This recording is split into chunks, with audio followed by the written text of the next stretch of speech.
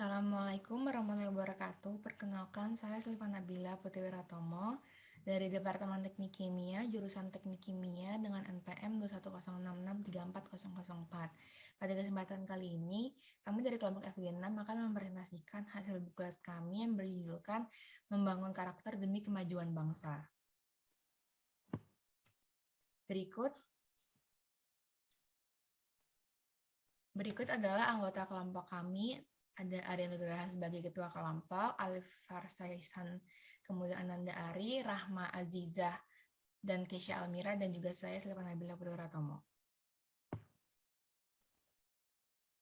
Topik pertama yang akan saya bahas adalah jati diriku sebagai cendekia, di mana topik pertama bahasan kami adalah karakter, di mana karakter memiliki pengertian sebagai suatu keadaan atau ciri khas yang sudah melekat pada suatu individu yang sudah melewati tahapan proses pembiasaan yang akan memberi dampak kepada sikap suatu individu. Kemudian karakter ini memiliki beberapa unsur penting dalamnya seperti emosi, konsep diri, kebiasaan dan kemauan, serta kepercayaan. Kemudian di dalam karakter ini terdapat sebuah pendidikan karakter yang merupakan suatu hal penting dikembangkan di dalam suatu lingkup masyarakat yang merupakan usaha sadar dan terencana dan terarah melalui lingkungan pembelajaran untuk tumbuh kembangnya seluruh potensi manusia memiliki watak berkepribadian baik, bermoral, berakhlak, dan berefek positif konstruksi pada alam dan masyarakat. Jadi pendidikan karakter ini sangat dibutuhkan oleh masyarakat supaya kita tahu gimana caranya kita berperilaku yang benar di lingkungan masyarakat terhadap orang lain.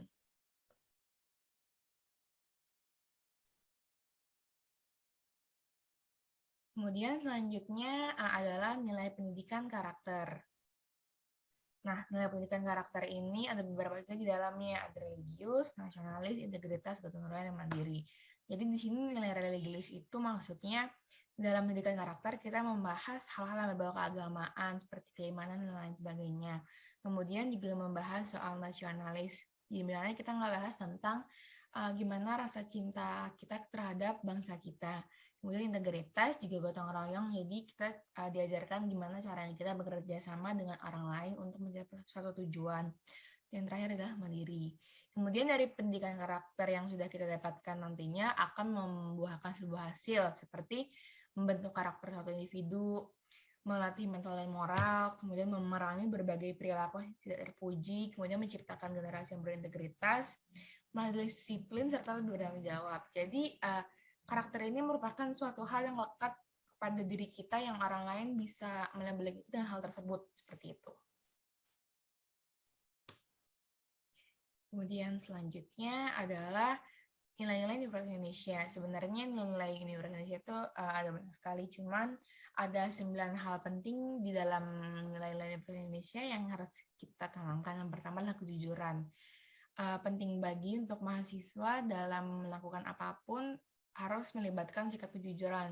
Contoh mudahnya adalah dalam mengerjakan ujian atau tugas ataupun sebagainya, kita sebagai mahasiswa harus menekankan sikap jujur dalam menyelesaikan tugas tersebut. Kemudian keadilan yang juga harus diterapkan, misalkan saat kita bekerja dalam kelompok, terutama jika kita menjadi ketua kelompok, kita harus melakukan keadilan terhadap semua kelompok, contohnya seperti saat pembagian tugas dalam kelompok. Kemudian terdapat keterpercayaan, kemartabatan dan penghormatan, tanggung jawab akuntabilitas yang merupakan menurut saya merupakan hal yang paling penting di mana dalam mengerjakan segala tugas atau kerjaan yang diberikan, kita sebagai seorang mahasiswa harus bertanggung jawab dengan segala tugas yang diemban atau diberikan. Kemudian kebersamaan, jadi dalam melaksanakan kehidupan kita sebagai manusia atau sebagai mahasiswa tidak boleh lupa dengan hal yang namanya kebersamaan. Kemudian keterbukaan, gimana jika kita merasakan ada suatu hal yang kurang mengenakan di hati, lebih baik kita terbuka dengan sekitar kita tentang hal yang tidak enak tersebut. Kemudian kebebasan akademik dan otonomi keilmuan, dan yang terakhir adalah kepatuhan pada aturan, prosedur, dan panduan UI serta panduan lainnya. Selanjutnya adalah filsafat. Filsafat sendiri memiliki arti cita kebijaksanaan yang berasalkan dari kata filosofia dari bahasa Yunani, di mana kata filosofia ini pertama kali ditemukan di tulisan sejarawan yang di kuno Herodotus dalam bentuk kata kerja berfilsafat untuk menjelaskan aktivitas Solon yang menjelajah negeri untuk mencari pengetahuan untuk pengetahuan itu sendiri. Kemudian filsafat ini punya beberapa kan sistematik klasik. Yang pertama adalah ontologi, di mana mempelajari soal hakikat dan being, eksistensi, realitas, serta kategori, keberadaan, dan hubungan. Kemudian epistemologi, filsafat mempelajari dasar-dasar atau pembatas-batas pengetahuan. Dan yang terakhir adalah aksiologi, yaitu filsafat yang secara khusus mengkaji cita-cita atau sistemnya tentang nilai mutlak yang tertinggi. Kemudian bahasa selanjutnya adalah logika, di mana secara etimologis logika ini berasal dari kata logos yang dalam bahasa Yunani artinya ucapan, kata, pengertian, pikiran, ilmu, pengetahuan. Ibaratnya logika itu suatu hal yang tidak harus kita pikirkan secara panjang, dimana kalau kita melihat satu masalah ini, kita bisa langsung menyimpulkan beginilah cara menyelesaikannya, harusnya beginilah cara menyelesaikannya. Jadi tidak harus dengan banyak sekali tahapan-tahapan atau prosedur-prosedur di mana kita harus menyelesaikan masalah tersebut. Kemudian logika juga memiliki beberapa jenis. Yang pertama adalah deduktif, di mana terwujud dari bentuk logis yang disebut silogisme, di mana silogisme itu merupakan bentuk dari argumentasi yang terdiri dari 3 proporsi. Kemudian ada logika induktif yang merupakan logika yang bertumpu kepada observasi empiris atau pengalaman dari indera. Selanjutnya, topik bahasan selanjutnya adalah etika, di mana merupakan salah satu cabang filsafat yang memfokuskan pada nilai dan moral manusia yang berkenaan dengan tindakan manusia. Di mana etika itu kayak melambangkan gimana kita bersikap kepada orang lain, seperti itu. Etika ini sangat berkaitan dengan kesopanan. Etika ini berguna juga untuk tempat mendapatkan orientasi kritis yang berhadapan dengan beragam keadaan moralitas dan menunjukkan adanya keterampilan intelektual. Nah, bahasa etika ini ada beberapa. Yang pertama itu deskriptif, yang mengkaji, menggambarkan perilaku dalam arti itu luas. Kemudian normatif, kajian yang harus dirumuskan secara rasional dengan prinsip aktif. Kemudian metaetika, yaitu kajian membahas ucapan atau kaidah bahasa berlandaskan aspek moralitas. Yang terakhir adalah terapan, yang berhadapan dengan kasus yang harus dicermati secara kritis, rasional, dan etis dalam menganalisanya. Kemudian tahap teori selanjutnya adalah teori etika, di mana ada beberapa juga. Yang pertama hedonisme, yaitu teori etika yang bertujuan untuk mencari kesenangan. Contohnya itu kita punya uang, kemudian kita menghamburkan uang tersebut secara rasional tanpa memperhatikan daftar prioritas kita, jadinya bisa dibilang boros. Kemudian ada eudaimonisme, yaitu teori yang memiliki tujuan, yaitu kebahagiaan disertai keutamaan intelektual dan moral. Kemudian utilitarisme, teori ketika normatif yang mendasarkan prinsip penggunaan sebagai prinsip moral tindakan manusia. Dan terakhir adalah deontologi, yaitu teori etika normatif yang berlandaskan pada kewajiban, yang mana tindakan seseorang dinilai bagaimana ia melakukan kewajibannya. Oke, saya akan melanjutkan presentasi di slide berikutnya. Sebelum itu, saya perkenalkan, nama saya Nugraha dengan NPM 21067297883 dari program studi Teknik Kimia, Departemen Teknik Kimia. Yang mana di sini merupakan yang akan saya bahas yaitu kewarganegaraan dan kebangsaan. Kebangsaan ialah suatu status yang timbul dari kenyataan bahwa seseorang berasal dari bangsa tertentu. Sementara kewarganegaraan ialah suatu status politik yang dapat diperoleh dengan memenuhi persyaratan hukum yang ditetapkan oleh pemerintah negara. Kebangsaan seseorang menunjukkan tempat atau negara kelahiran, sedangkan kewarganegaraan seseorang menunjukkan bahwa individu tersebut terdaftar sebagai warga negara oleh pemerintah negara tersebut. Kebangsaan seseorang tidak dapat diubah, namun kewarganegaraannya dapat diubah. Ada 4 asas yang digunakan untuk menentukan kewarganegaraan, ialah sanguinis, ius soli, kewarganegaraan tunggal, dan kewarganegaraan ganda. Ius sanguinis yaitu berdasarkan keturunan.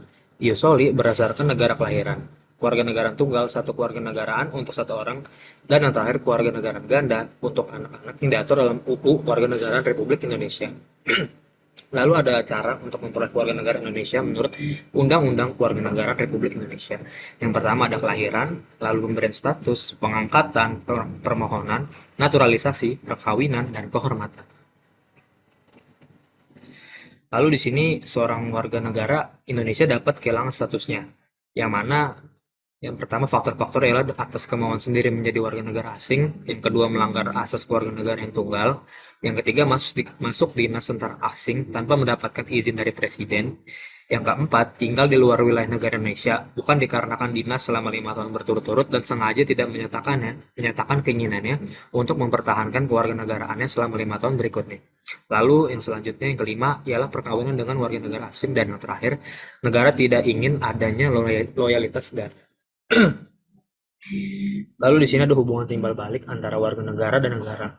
Yang pertama itu prinsip kedaulatan rakyat, suatu prinsip yang mana rakyat memiliki hak atau kekuasaan tertinggi untuk memerintah diri mereka sendiri. Perwujudan prinsip ini secara mendasar diimplementasikan dalam pemilu. Lalu selanjutnya ada prinsip negara republik yang mana secara teoritis ini tuh mendukung kedaulatan rakyat, yang mana mengisyaratkan bahwa negara ini terbebas dari intervensi pihak lain serta dominasi pihak lain. Dan yang terakhir ada prinsip negara hukum. Hukum dalam konteks Indonesia yaitu Undang-Undang Dasar merupakan sumber utama yang tergantung cita-cita, sistem, dan kerangka kerja yang dijadikan sumber norma untuk mengatur pemerintahan dan juga rakyat. Mungkin bisa dilanjut di next slide oleh teman saya. Terima kasih.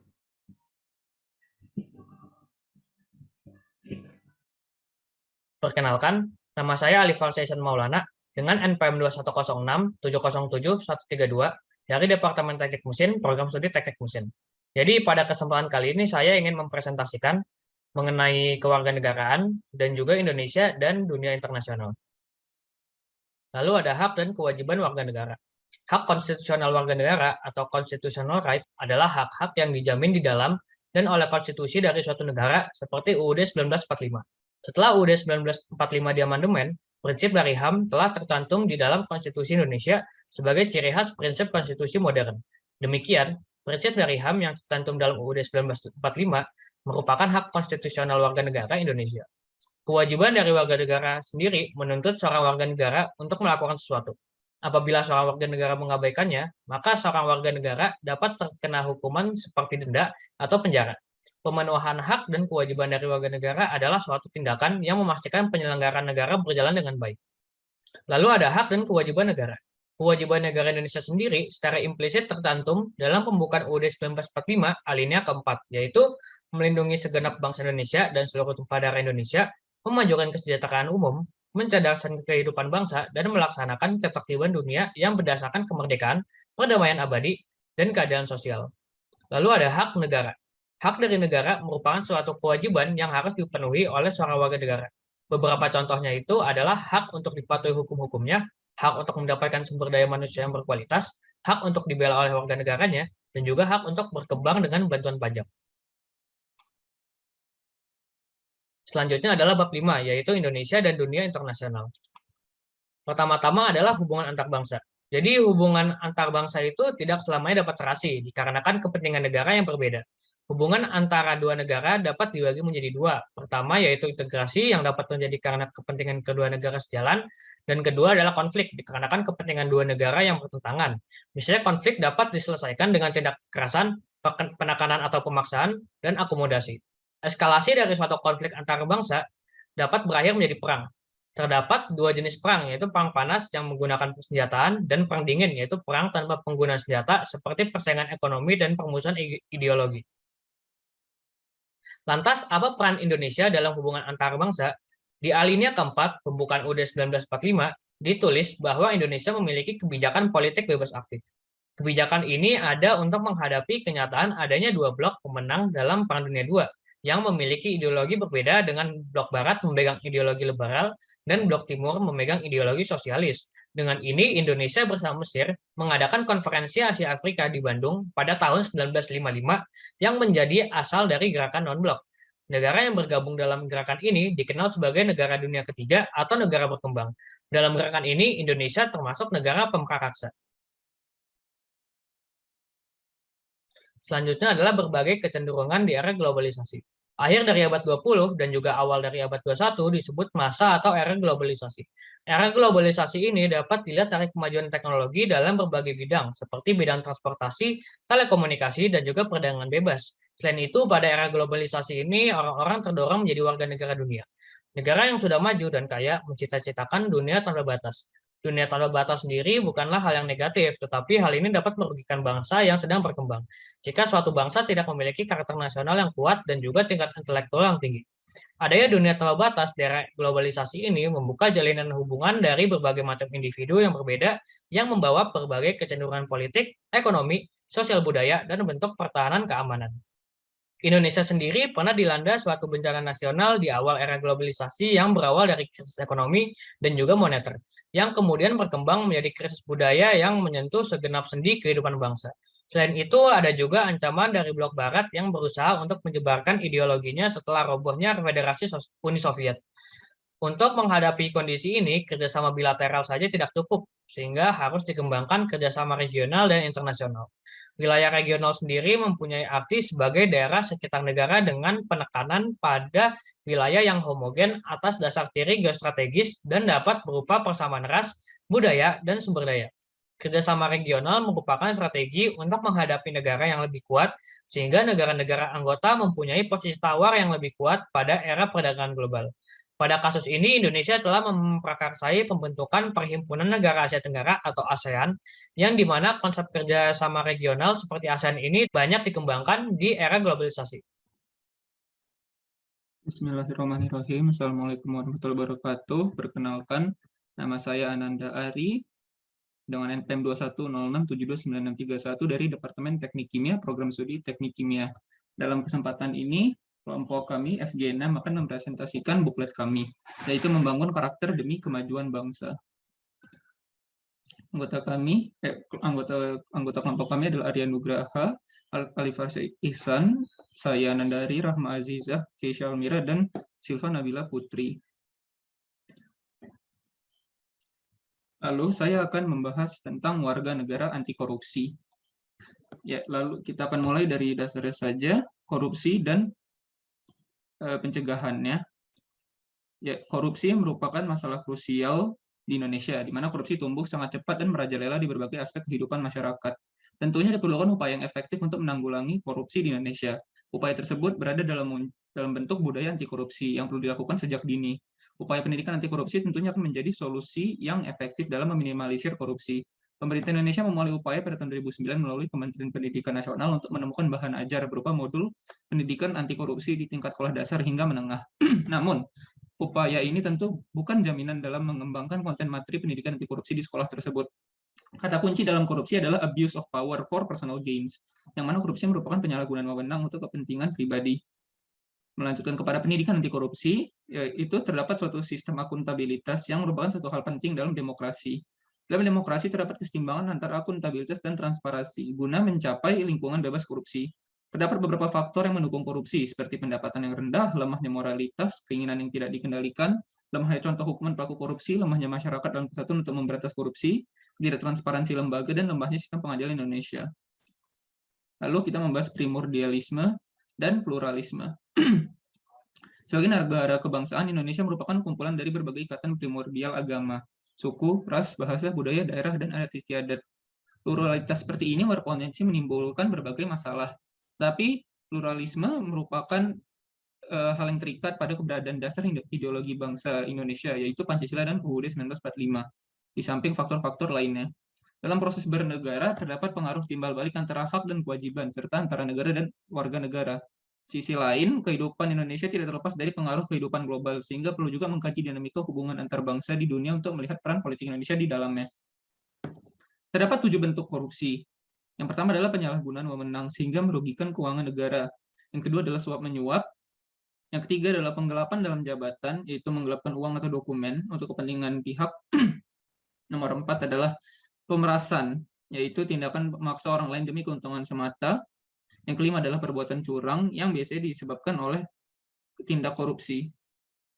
Keenam adalah conflict of interest, yaitu ketika seorang individu menempatkan kepentingannya sendiri atas kepentingan bersama. Yang terakhir itu ketujuh adalah gratifikasi, yaitu memberikan suatu hadiah untuk maksud tertentu. Menurut teori Ghosn, terdapat 4 penyebab korupsi, yaitu greed, opportunity, need, dan exposure. Yang pertama adalah greed atau keserakahan, yang dikarenakan sifat manusia yang serakah dan tidak pernah puas atas harta yang dimilikinya. Yang kedua adalah opportunity atau kesempatan. Ini dikarenakan terkadang ada beberapa kesempatan pada sistem yang memungkinkan pelaku untuk melakukan tindakan korupsi mereka. Yang ketiga adalah need atau kebutuhan. Ini dikarenakan keterpaksaan ekonomi atau hal lain memaksa seorang untuk melakukan tindak korupsi. Yang keempat atau yang terakhir adalah exposure atau pengungkapan, yang mempunyai berarti bahwa pelaku korupsi ini berani melakukan tindakannya karena hukuman dari tindakan mereka itu masih dianggap ringan. Perkenalkan, Keisha Almira Zahrani dari Departemen Teknik Industri, Program Studi Teknik Industri Angkatan 2021 dengan NPM 21067303994. Pada kesempatan kali ini, saya akan memberikan ataupun memaparkan kasus ataupun isu yang terjadi terkait dengan 3 bab yang telah dibahas sebelumnya. Berikut adalah kasus yang terjadi terkait dengan karakter. Berikut adalah kasus yang terjadi terkait dengan Pancasila. Yang pertama adalah pada akhir 2019, seorang guru pembina pramuka di Surabaya melakukan tindakan pencabulan terhadap anak didik laki-laki yang merupakan binaannya di pramuka. Hal ini melanggar sila kedua Pancasila, yaitu kemanusiaan yang adil dan beradab. Kemudian dilanjut oleh kasus yang terjadi terkait dengan korupsi. Korupsi yang dilakukan oleh mantan Menteri Sosial, korupsi bersama-sama pengadaan paket bansos penanganan COVID-19 wilayah Jabodetabek tahun 2020 sebesar 32,48 miliar rupiah. Ia dengan dibantu beberapa orang lain memotong uang paket bansos masyarakat sebesar Rp10.000 per paket yang dinilai sebesar Rp300.000.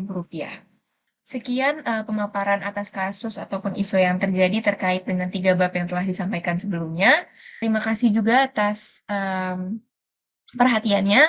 Wassalamualaikum warahmatullahi wabarakatuh. Baik, Assalamualaikum warahmatullahi wabarakatuh. Selamat siang, perkenalkan nama saya Rahma Aziza Zahra dari Departemen Teknik Industri 2021 dengan NPM 21067301154. Hari ini saya akan mempresentasikan tentang kewirausahaan. Apa itu kewirausahaan? Kewirausahaan merupakan salah satu hal yang paling berdampak di masyarakat dan berbeda dengan bisnis pada umumnya, yaitu usaha sosial. Usaha sosial adalah organisasi yang berusaha untuk mempertemukan kebutuhan sosial yang belum terpenuhi, serta isu-isu lingkungan terhadap solusinya melalui metode pendekatan berbasis bisnis dan pasar. Hal ini membuat wirausaha tidak hanya berfokus kepada keuntungan, namun juga kepada masyarakat, keuntungan, dan bumi. Pada awalnya, kewirausahaan berasal dari keresahan dan para pencetus yang mencoba untuk menjadi bagian dari solusi tersebut. Oleh karena itu, karena wirausaha biasanya menggunakan referensi dari hal terdekat dalam kehidupan kita sehari-hari, biasanya metode dan hasil penelitian yang dicoba itu memiliki hasil yang optimum karena selalu didekatkan ke kondisi ideal yang diinginkan oleh masyarakat. Salah satu contohnya adalah bisnis Mycotek yang meneliti unsur pada tempe sebagai perekat alami untuk membuat bahan bangunan. Kewirausahaan memiliki dampak yang besar pada kehidupan sosial, sebagaimana wirausaha umumnya dimulai dari sektor-sektor rumah tangga. Mereka mengedepankan nilai-nilai sosial juga, oleh karena itu wirausaha dapat kita jadikan sarana atau upaya kita untuk membantu mensejahterakan orang lain. Di Indonesia, wirausaha ini sudah didukung dengan sangat banyak, contohnya ada beberapa program bootcamp yang mewadahi kewirausahaan dan juga mengembangkan bisnis mereka ke arah-arah digital. Lalu mereka juga membantu untuk mendanai tim-tim yang terpilih.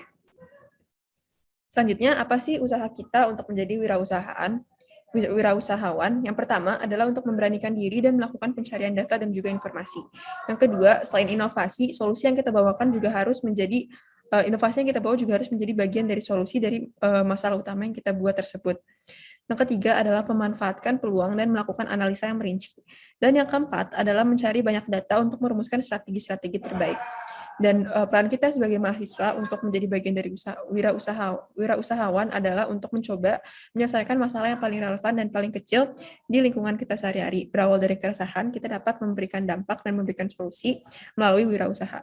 Sekian dari saya, kurang lebihnya mohon maaf. Wassalamualaikum warahmatullahi wabarakatuh.